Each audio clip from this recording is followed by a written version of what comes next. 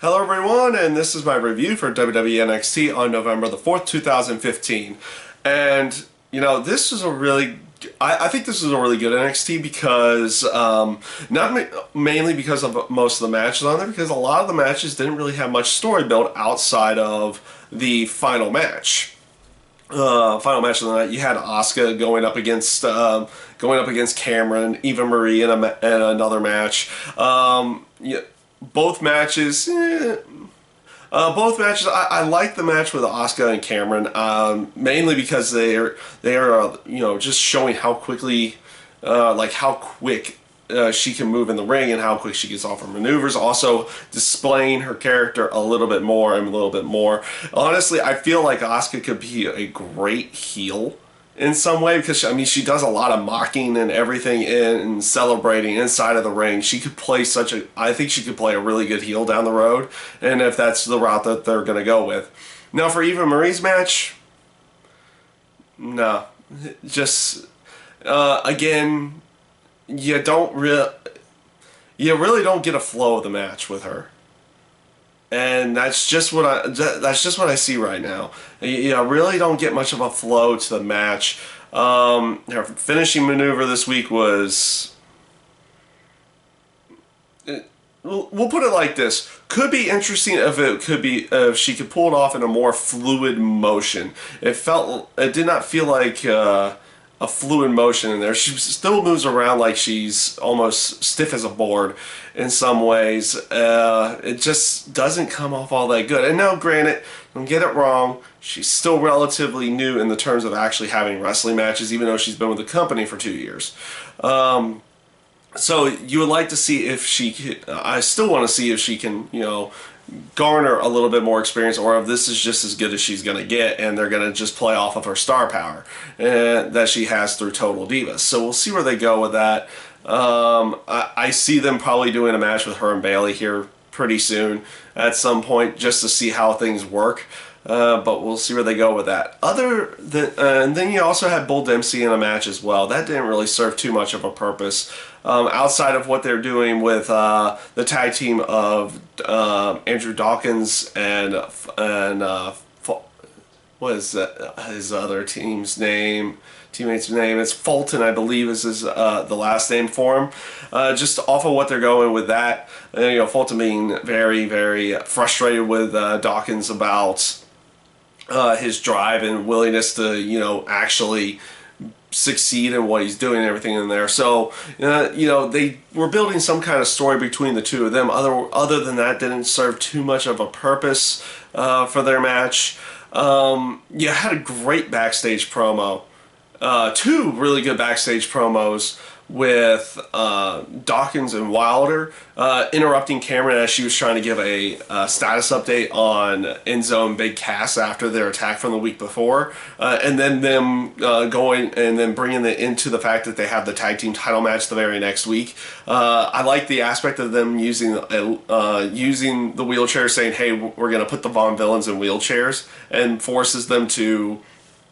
And then has the announcer give it to them later in the show. I like the fact that they actually use it later in the show as well for the Von Villains promo as well, which was also a really good promo from them as well. This was a pretty good setup for next week's tag team title match. You also had Bayley bringing in the Hype Bros as her tag team partners for next week's 6-person tag match as well. Actually, Bayley and the Hype Bros, they kind of fit. Just character-wise, they kind of fit. They're out there. They're their personality-wise and their characters are out there enough that they kind of mesh together well. Now, this brings me to the main event of the night: Apollo Crews and Finn Balor. Of course, for the NXT Championship. They've been building this up throughout the last couple weeks through video packages, especially with Apollo Crews and everything on that aspect, and getting more into his life and trying to get people behind him as well. But I'll basically go off and say, right at the beginning, I'll get into the match here in a moment because I thought the match was good. The new spotlight thing where they dim the lights and they have this blue tint just showing Apollo Crews and Finn Balor standing in the ring face to face was a really good way of introducing the champion and challenger for the match. I'm kind of hoping they keep this. It gives it a different feel from, like, you still get the announcer announcing them separately afterwards, but you have them just like staring at each other in this blue tint with nothing else kind of encompassing them.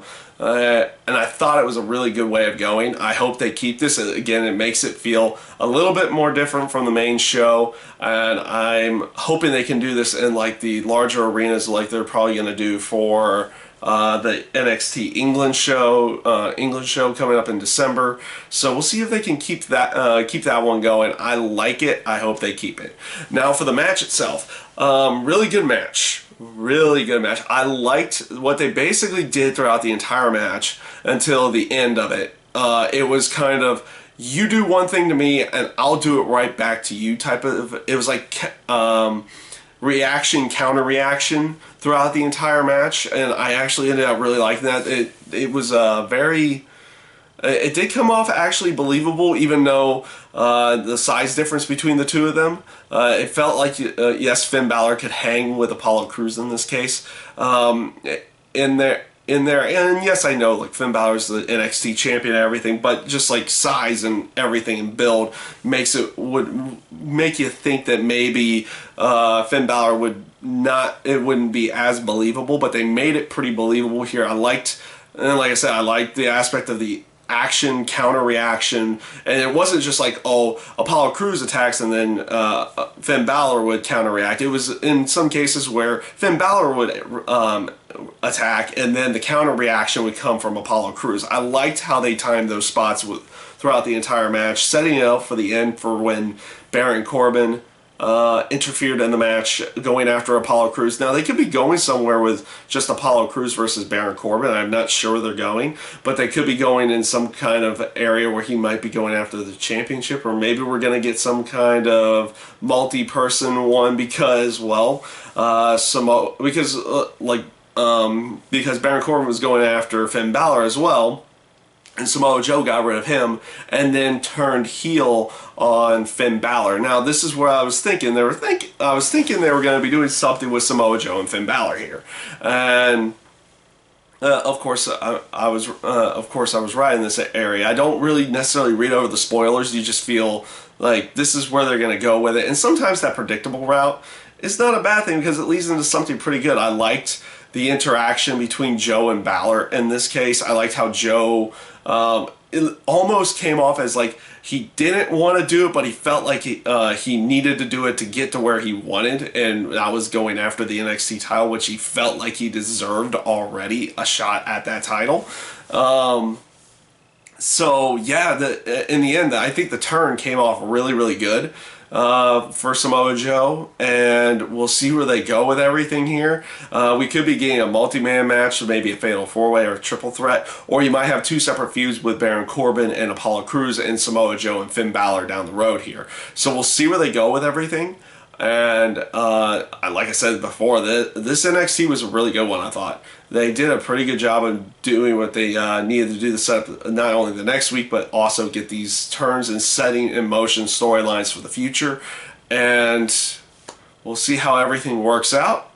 And that is my review for WWE NXT. And I thank you guys for watching.